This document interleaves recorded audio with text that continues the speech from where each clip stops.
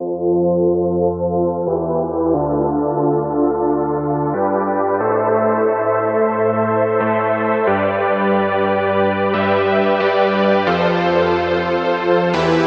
there, it's Stephanie Shea, Chief Astrologer for janspiller.com with your monthly horoscope, and this is the special Aries birthday horoscope. I always like to get the birthday month horoscopes out a month in advance as a special treat for you. So happy birthday, whether you were born in March or your birthday's coming up in April. This is for you. We start out the month with Mercury entering your sun sign on the 3rd. Mercury is going to be in Aries the 3rd through the 18th. I think this is very helpful when Mercury comes into your sun sign. It may help you feel more natural in your communications, have yourself be understood a little bit better, and get some things really done quickly. If you've needed to make those connections, you could find it coming together more quickly and easily maybe than in months past. Just be careful not to speak too quickly with all that Aries energy going on. It can be easy to miss some details or to blurt something out that you kind of wish you had rephrased differently. So it's always good to slow yourself down a little bit when it comes to communications and ideas. Now, the exciting news this month is the new moon in your sign. This is really cool. It's the lunar new year, essentially, because the first sign of the zodiac, Aries, is being expressed at this new moon, 22 degrees. That is particularly special for anyone born at this new moon, which is April 11th. So if you're born on or around that date, there are some big changes in store for you in the year ahead. And if you're an Aries rising person at about 22 degrees, again, pretty big new moon for you. But for all Aries and Aries rising people, this is a fantastic time to set big picture goals, not just for the next moon cycle, but for the coming year. So really think about what you want to manifest. We're not dealing with interplanet retrogrades, so there is a lot of initiating energy. I'm really excited about this new moon. Of course, I am an Aries too, so I would be. Now we've got Venus moving into Taurus on the 14th. Then we have the Sun and Mercury moving into Taurus on the 19th. This puts an emphasis on money and resources starting mid-month. This is going to be a great month to put together a money-making idea, maybe advance a project at your work that will help you earn more money, maybe get a raise, maybe it's going to help you manage what you already have and save more money. That's what it's all about with all this Taurus going on.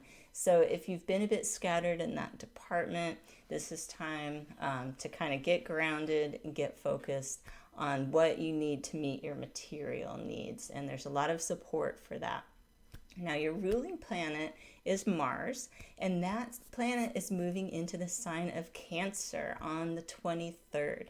Mars will be in Cancer from April 23rd until June the 10th. So when Mars moves into Cancer, it does square the sign of Aries, whether you're Aries Sun or Aries Rising.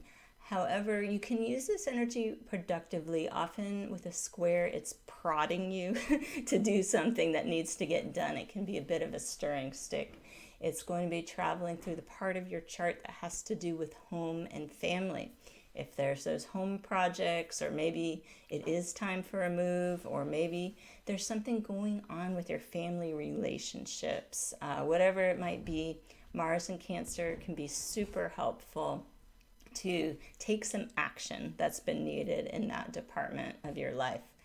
Now on April 26th, we're going to have a Scorpio full moon. This is a pretty nice one for anyone interested in intimate partnership. If you're already in a partnership, it can be a time to kind of celebrate your love. If you are looking for love, it can really put the spotlight on that area of your life, and maybe it's good timing to meet someone special or to have a new relationship feel like it's going somewhere.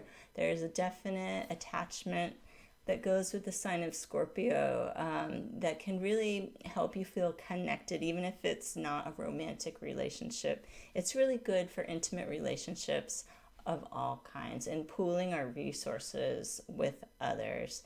The flip side is Scorpio is very emotional. And so give yourself a little bit of space. If it feels like there's some things coming up around this full moon, know that a few days after it has passed, you'll probably have a more grounded sense about what's going on and what you'd like to do about it. Now, Pluto will be going retrograde on the 27th, and this will square your sun sign if you were born April 14th to 16th of any year. So this is going to be potentially a challenging time, this Pluto transit. It's been going on, it's nothing new, but when it stations retrograde, it's going to stay retrograde until the fall.